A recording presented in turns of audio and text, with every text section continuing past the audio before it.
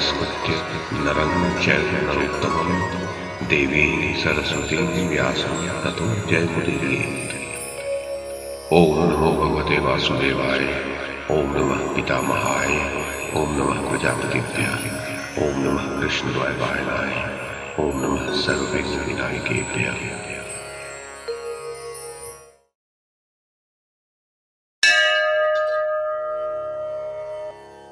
जन्मेजय ने पूछा, भगवान, महात्मा अर्जुन जब अस्त्र प्राप्त करने के लिए इंद्रलोक चले गए तब पांडवों ने क्या किया?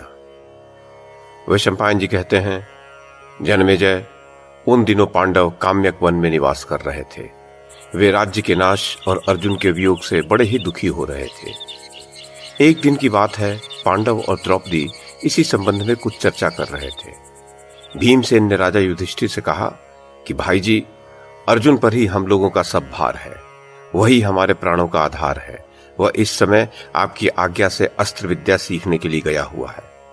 इसमें संदेह नहीं कि यदि अर्जुन का कहीं कुछ अनिष्ट हो गया तो राजा द्रुपद, धृष्टद्युम्न, सात्यकी, भगवान श्री कृष्ण और हम लोग भी जीवित नहीं रहेंगे। अर्जुन के बाहुबल के आधार पर ही हम लोग ऐसा समझते हैं कि शत्रु हमसे हारे हुए हैं, पृथ्वी हमारे वश में आ गई है, हमारी भुजाओं में बल है, भगवान श्री कृष्ण हमारे सहायक और रक्षक हैं।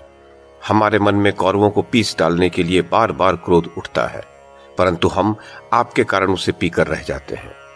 हम भगवान श्री कृष्ण की सहायता से कर्ण आदि सब शत्रुओं को मार डालेंगे और अपने बाहुबल से सारी पृथ्वी को जीतकर राज करेंगे। भाई जी, इससे पहले कि दुर्योधन पृथ्वी को पूर्ण रीति से अपने वश में कर ले, हमें उसे और उसके कुटुंब को मार डालना चाहिए। शास्त्रों में तो यहां तक कहा गया है कि कपटी पुरुष को कपट से भी मार डालना चाहिए। अतः यदि आप मुझे आज्ञा दें तो मैं अग्नि के समान भभक कर वहां जाऊं और दुर्योधन का नाश कर डालूं। जन्मेजय, भीमसेन की बात सुनकर युधिष्ठिर ने उन्हें शांत करते हुए माथा सूंघा और कहा, मेरे बलशाली भैया, 13 वर्ष पूरे हो जाने दो, फिर तुम और अर्जुन दोनों मिलकर दुर्योधन का नाश करना। मैं असत्य नहीं बोलता, क्योंकि मुझ में असत्य है ही नहीं। भीमसेन, जब तुम बिना कपट के भी दुर्योधन और उसके सहायकों का नाश कर सकते हो, तब कपट करने की क्या आवश्यकता है? जन्मेजय, धर्मराज युधिष्ठिर इस प्रकार भीमसेन को समझा ही रहे थे कि महर्षि बृहदश्व उनके आश्रम में आते हुए दिख पड़े। महर्षि बृहदश्व को आते देखकर धर्मराज युधिष्ठिर ने आगे जाकर शास्त्र विधि के अनुसार उनकी पूजा की, आसन पर बिठाया। उनके विश्राम कर लेने पर युधिष्ठिर उनसे अपना वृत्तांत कहने लगे। उन्होंने कहा, महाराज, कौरवों ने कपट बुद्धि से मुझे बुलाकर छल के साथ द्यूत खेला और मुझ अनजान को हराकर मेरा सर्वस्व छीन लिया। इतना ही नहीं, उन्होंने मेरी प्राण प्रिया द्रौपदी को घसीटकर भरी सभा में अपमानित किया। उन्होंने अंत में हमें काली मृगशाला उड़ाकर घोर वन में भेज दिया। महर्षि, क्या मेरे जैसा अत्यंत भाग्यहीन राजा इस पृथ्वी पर कोई दूसरा भी है? अथवा आपने कहीं मेरे जैसे किसी राजा को पहले भी कभी देखा या सुना है? मेरा तो ये विश्वास है कि मुझसे बढ़कर अत्यंत दुखी मनुष्य दूसरा कोई नहीं है। धर्मराज, तुम्हारा यह कहना ठीक नहीं है कि मुझसा दुखी राजा और कोई नहीं हुआ, क्योंकि मैं तुमसे भी अधिक दुखी और मंद भाग्य राजा का वृत्तांत जानता हूं। तुम्हारी इच्छा हो तो मैं सुनाऊं? जन्मेजय, धर्मराज युधिष्ठिर के आग्रह करने पर महर्षि बृहदश्व ने कहना प्रारंभ किया। धर्मराज, निषद देश में वीरसेन के पुत्र नल नाम के एक राजा हो चुके हैं। वे बड़े गुणवान, परम सुंदर, सत्यवादी, जितेंद्रिय, सबके प्रिय, वेदज्ञ एवं ब्राह्मण भक्त थे। उनकी सेना बहुत बड़ी थी। वे स्वयं अस्त्र विद्या में बहुत निपुण थे। वीर, योद्धा, उदार और प्रबल पराक्रमी भी थे। उन्हें द्यूत खेलने का भी कुछ कुछ शौक था। उन्हीं दिनों विदर्भ देश में भीमक नाम के एक राजा राज्य करते थे। वे भी नल के समान ही सर्वगुण संपन्न और पराक्रमी थे। उन्होंने दमन ऋषि को प्रसन्न करके उनके वरदान से 4 संतानें प्राप्त की थी, 3 पुत्र और 1 कन्या। पुत्रों के नाम थे दम, दांत और दमन। पुत्री का नाम था दमयंती। दमयंती लक्ष्मी के समान रूपवती थी। उसके नेत्र विशाल थे। सुंदर कटी प्रदेश वाली दमयंती रूप, तेज, यश, श्री और सौभाग्य के द्वारा तीनों लोकों में विख्यात यशस्विनी हुई। देवताओं और यक्षों में भी वैसी सुंदरी कन्या कहीं देखने में नहीं आती थी। उन दिनों कितने ही लोग विदर्भ से निषद देश में आते और राजा नल के सामने दमयंती के रूप और गुण का बखान करते। नरश्रेष्ठ नल भी इस भूतल के मनुष्यों में अनुपम सुंदर थे। उनका रूप देखकर ऐसा जान पड़ता था मानो नल के आकार में स्वयं मूर्तिमान कामदेव ही उत्पन्न हुआ हो। निषद देश से विदर्भ में जाने वाले भी दमयंती के सामने राजा नल के रूप, गुण और पवित्र चरित्र का वर्णन करते। इससे दोनों के हृदय में काम उत्पन्न हो गया। उनकी वह कामना दिन दिन बढ़ती ही चली गई। जब राजा नल उस काम वेदना को हृदय के भीतर छिपाए रखने में असमर्थ हो गए, तब वे अंतःपुर के समीपवर्ती उपवन में जाकर एकांत में बैठ गए। एक दिन राजा नल ने अपने महल के उद्यान में कुछ हंसों को देखा। उन्होंने एक हंस को पकड़ लिया। हंस ने कहा, आप मुझे छोड़ दीजिए तो हम लोग दमयंती के पास जाकर आपके गुणों का ऐसा वर्णन करेंगे कि वह आपको अवश्य अवश्य वर लेगी। नल ने हंस को छोड़ दिया। वे सब उड़कर विदर्भ देश में गए। दमयंती अपने पास हंसों को देखकर बहुत प्रसन्न हुई और हंसों को पकड़ने के लिए उनकी ओर दौड़ने लगी। दमयंती जिस हंस को पकड़ने के लिए दौड़ती, वही बोल उठता कि अरे दमयंती, निषद देश में एक नल नाम का राजा है। वह अश्विनी कुमार के समान सुंदर है। मनुष्यों में उसके समान सुंदर और कोई नहीं है। वह मानव मूर्तिमान कामदेव है। यदि तुम उसकी पत्नी हो जाओ तो तुम्हारा जन्म और रूप दोनों सफल हो जाए। हम लोगों ने देवता, गंधर्व, मनुष्य, सर्प और राक्षसों को घूम घूम कर देखा है। नल के समान सुंदर पुरुष कहीं देखने में नहीं आया। जैसे तुम स्त्रियों में रत्न हो, वैसे ही नल पुरुषों में भूषण है। तुम दोनों की जोड़ी बहुत ही सुंदर होगी। दमयंती ने कहा, हंस, तुम नल से भी ऐसी ही बात कहना। हंस ने निषद देश में लौटकर नल से दमयंती का संदेश कह दिया।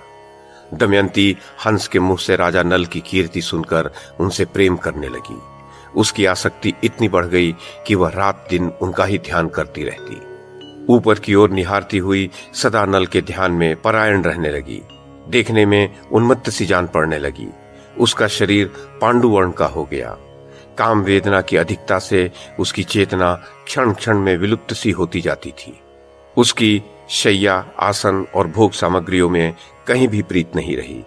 वह न तो रात में सोती और न दिन में ही। बारंबार हाय हाय करके रोती ही रहती थी। सखियों ने दमयंती के हृदय का भाव ताड़कर विदर्भ राज से निवेदन किया कि आपकी पुत्री अस्वस्थ हो गई है। राजा भीमक ने अपनी पुत्री के संबंध में बड़ा विचार किया। अंत में वह इस निर्णय पर पहुंचा कि मेरी पुत्री विवाह योग्य हो गई है, इसलिए इसका स्वयंवर कर देना चाहिए। उन्होंने सब राजाओं को स्वयंवर का निमंत्रण पत्र भेज दिया और सूचित कर दिया कि राजाओं को दमयंती के स्वयंवर में पधार कर लाभ उठाना चाहिए और मेरा मनोरथ पूर्ण करना चाहिए। देश देश के नरपति हाथी, घोड़े और रथों की ध्वनि से पृथ्वी को मुखरित करते हुए सज धज कर विदर्भ देश में पहुंचने लगे। भीमक ने सबके स्वागत सत्कार की समुचित व्यवस्था की। देवर्षि नारद और पर्वत के द्वारा देवताओं को भी दमयंती के स्वयंवर का समाचार मिल गया। इंद्र आदि सभी लोकपाल भी अपनी मंडली और वाहनों सहित विदर्भ देश के लिए रवाना हुए। राजा नल का चित्त पहले से ही दमयंती पर आसक्त हो चुका था। उन्होंने भी दमयंती के स्वयंवर में सम्मिलित होने के लिए विदर्भ देश की यात्रा की। देवताओं ने स्वर्ग से उतरते समय देख लिया कि कामदेव के समान सुंदर नल दमयंती के स्वयंवर के लिए जा रहे हैं। नल की सूर्य के समान कांति और लोकोत्तर रूप संपत्ति से देवता भी चकित हो गए। उन्होंने पहचान लिया कि ये नल है। उन्होंने अपने विमानों को आकाश में खड़ा कर दिया और नीचे उतरकर नल से कहा, राजेंद्र नल, आप बड़े सत्यव्रती हैं। आप हम लोगों की सहायता करने के लिए दूत बन जाइए। नल ने प्रतिज्ञा कर ली और कहा कि करूंगा। फिर पूछा कि आप लोग कौन हैं और मुझे दूत बनाकर कौन सा काम लेना चाहते हैं। इंद्र ने कहा, हम लोग देवता हैं। मैं इंद्र हूं और ये अग्नि, वरुण और यम है। हम लोग दमयंती के लिए यहाँ आए हैं।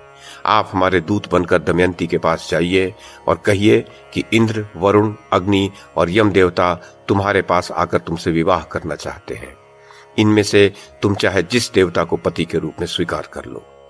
नल ने दोनों हाथ जोड़कर कहा कि देवराज, वहां आप लोगों के और मेरे जाने का एक ही प्रयोजन है, इसलिए आप मुझे दूत बनाकर वहां भेजे, ये उचित नहीं है। जिसकी किसी स्त्री को पत्नी के रूप में पाने की इच्छा हो चुकी हो, वह भला उसे कैसे छोड़ सकता है और उसके पास जाकर ऐसी बात कह ही कैसे सकता है। आप लोग कृपया इस विषय में मुझे क्षमा कीजिए। देवताओं ने कहा, नल, तुमने अभी अभी प्रतिज्ञा की कि तुम हमारा काम करोगे। अब प्रतिज्ञा मत तोड़ो, अविलंब वहां चले जाओ। नल ने कहा, राजमहल में निरंतर कड़ा पहरा रहता है, मैं कैसे जा सकूंगा। इंद्र ने कहा, जाओ, तुम वहां जा सकोगे। इंद्र की आज्ञा से नल ने राजमहल में बेरोक टोक प्रवेश करके दमयंती को देखा। दमयंती और सखियां भी उसे देखकर अवाक रह गईं। वे इस अनुपम सुंदर पुरुष को देखकर मुग्ध हो गईं और लज्जित होकर कुछ न बोल सकी। दमयंती ने अपने को संभाल कर राजा नल से पूछा, आप कौन हैं? आपके संपूर्ण अंग निर्दोष एवं परम सुंदर हैं। आप मेरे हृदय की कामाग्नि को बढ़ा रहे हैं। निष्पाप वीर, आप देवताओं के समान यहाँ आ पहुंचे हैं। मैं आपका परिचय पाना चाहती हूँ। आपका इस निवास में आना कैसे संभव हुआ? आपको किसी ने देखा कैसे नहीं? मेरा ये महल अत्यंत सुरक्षित है और यहाँ के राजा का शासन बड़ा कठोर है। वे अपराधियों को बड़ा कठोर दंड देते हैं। विदर्भ राजकुमारी के ऐसा पूछने पर नल ने कहा, कल्याणी, मैं नल हूं, लोकपालों का दूत बनकर तुम्हारे पास आया हूं। सुंदरी, इंद्र, अग्नि, वरुण और यम, ये चारों देवता तुम्हारे साथ विवाह करना चाहते हैं। तुम इनमें से किसी एक देवता को अपने पति के रूप में वर्ण कर लो। यही संदेश लेकर मैं तुम्हारे पास आया हूं। उन देवताओं के प्रभाव से ही जब मैं तुम्हारे महल में प्रवेश करने लगा, तब मुझे कोई देख नहीं सका। मैंने देवताओं का संदेश कह दिया। अब तुम्हारी जो इच्छा हो करो। दमयंती ने बड़ी श्रद्धा के साथ देवताओं को प्रणाम करके मंद मंद मुस्कुराकर कहा, महाराज, आप ही मेरा पाणी ग्रहण कीजिए और बताइए मैं आपकी क्या सेवा करूं। नरेश्वर, मैं तथा मेरा जो कुछ दूसरा धन है वह सब आपका है। आप पूर्ण विश्वस्त होकर मेरे साथ विवाह कीजिए। भूपाल, हंसों की जो बात मैंने सुनी वह मेरे हृदय में कामाग्नि प्रज्वलित करके सदा मुझे दग्ध करती रहती है। वीर, आप ही को पाने के लिए मैंने यहाँ समस्त राजाओं का सम्मेलन कराया है। मानद, आपके चरणों में भक्ति रखने वाली मुझ दासी को यदि आप स्वीकार नहीं करेंगे तो मैं आपके ही कारण विष, अग्नि, जल अथवा फांसी को निमित्त बनाकर अपना प्राण त्याग दूंगी। राजा नल ने कहा, जब बड़े बड़े लोकपाल तुम्हारे प्रणय संबंध के प्रार्थी हैं, तब तुम मुझ मनुष्य को क्यों चाह रही हो? उन ऐश्वर्यशाली देवताओं के चरण रेणु के समान भी तो मैं नहीं हूं। तुम अपना मन उन्हीं में लगाओ। देवताओं का अप्रिय करने से मनुष्य की मृत्यु हो जाती है। तुम मेरी रक्षा करो और उनका वरण कर लो।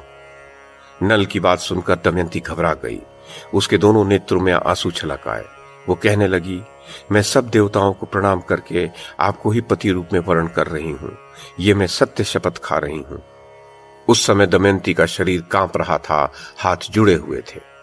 राजा नल ने कहा, अच्छा, तब तुम ऐसा ही करो, परंतु यह तो बताओ कि मैं यहाँ उनका दूत बनकर संदेश पहुंचाने के लिए आया हूँ। यदि इस समय मैं अपना स्वार्थ बनाने लगूं तो कितनी बुरी बात है। मैं अपना स्वार्थ तो तभी बना सकता हूं यदि वह धर्म के विरुद्ध न हो। तुम्हें भी ऐसा ही करना चाहिए। दमयंती ने गदगद कंठ से कहा, नरेश्वर, इसके लिए एक निर्दोष उपाय है। उसके अनुसार काम करने पर आपको कोई दोष नहीं लगेगा। वो उपाय ये है कि आप लोकपालों के साथ स्वयंवर मंडप में आवें। मैं उनके सामने ही आपको वर्ण कर लूंगी, तब आपको दोष नहीं लगेगा। अब राजा नल देवताओं के पास गए। देवताओं के पूछने पर उन्होंने कहा, मैं आप लोगों की आज्ञा से दमयंती के महल में गया। बाहर बूढ़े द्वारपाल पहरा दे रहे थे, परंतु वे आप लोगों के प्रभाव के कारण मुझे देख नहीं पाए। केवल दमयंती और उसकी सखियों ने ही मुझे देखा। वे आश्चर्य में पड़ गईं। मैंने दमयंती के सामने आप लोगों का वर्णन किया, परंतु वो तो आप लोगों को न चाहकर मुझे ही वर्ण करने पर तुली हुई है। उसने कहा है कि सब देवता आपके साथ स्वयंवर में आवें। मैं उनके सामने ही आपको वर्ण कर लूंगी, इसमें कोई दोष नहीं लगेगा। अब मैंने आप लोगों के सामने सारी बातें कह दी। अंतिम प्रमाण आप लोग ही हैं। धर्मराज, राजा भीमक ने शुभ मुहूर्त में स्वयंवर का समय रखा और लोगों को बुलवा भेजा। सब राजा अपने अपने निवास स्थान से आकर स्वयंवर मंडप में यथास्थान बैठने लगे। पूरी सभा राजाओं से भर गई। जब सब लोग अपने अपने आसन पर बैठ गए, तब सुंदरी दमयंती अपनी अंग कांति से राजाओं के मन और नेत्रों को अपनी ओर आकर्षित करती हुई रंगमंडप में आई। राजाओं का परिचय दिया जाने लगा। दमयंती एक एक को देखकर आगे बढ़ने लगी। आगे एक ही स्थान पर नल के समान आकार और वेशभूषा के 5 राजा इकट्ठे ही बैठे हुए थे। दमयंती को संदेह हो गया। वह राजा नल को पहचान न सकी। वह जिसकी ओर देखती वही नल जान पड़ता। इसलिए विचार करने लगी कि मैं देवताओं को कैसे पहचानूं और ये राजा नल हैं, ये कैसे जानूं। उसे बड़ा दुख हुआ। अंत में दमयंती ने यही निश्चय किया कि देवताओं की शरण में जाना ही उचित है। हाथ जोड़कर प्रणाम पूर्वक स्तुति करने लगी। देवताओं, हंसों के मुंह से नल का वर्णन सुनकर मैंने उन्हें पति रूप में वर्ण कर लिया है। मैं मन से और वाणी से नल के अतिरिक्त और किसी को नहीं चाहती।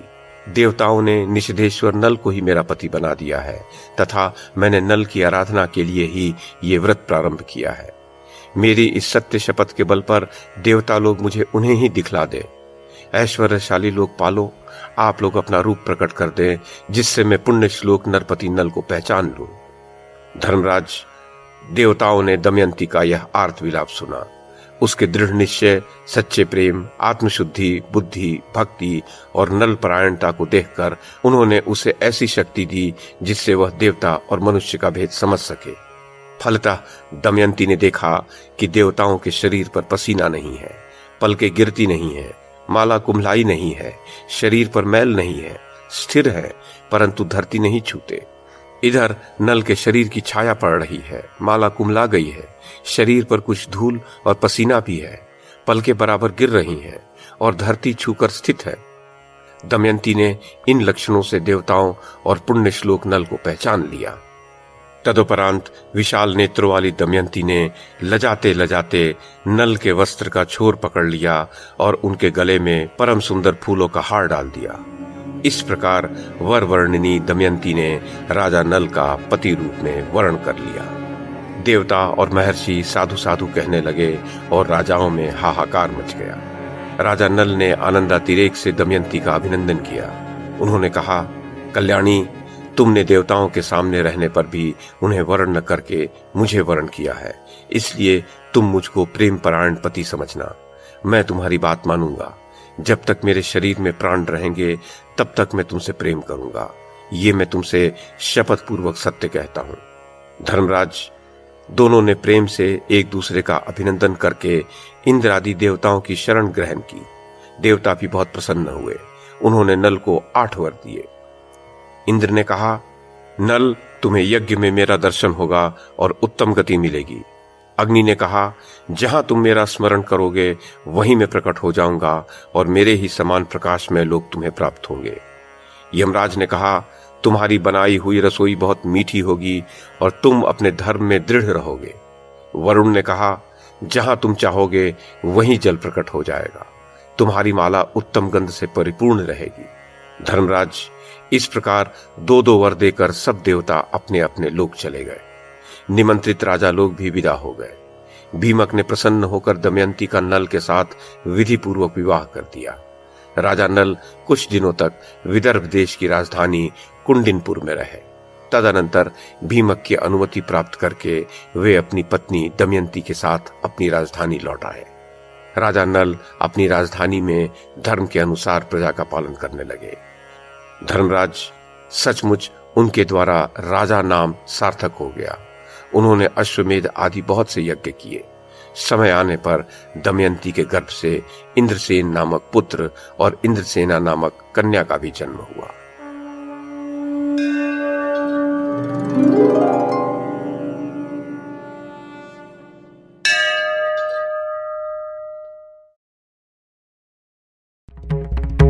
YouTube के माध्यम से महाभारत की कथा को एक श्रृंखला के रूप में प्रस्तुत करने का हमारा ये प्रयास यदि आपको सराहनीय लगा हो तो कृपया इस कड़ी को लाइक और शेयर करें, चैनल को सब्सक्राइब करें और बेल आइकन को दबाएं। साथ में अन्य लोगों को भी देखने के लिए प्रेरित करें। धन्यवाद और नमस्कार।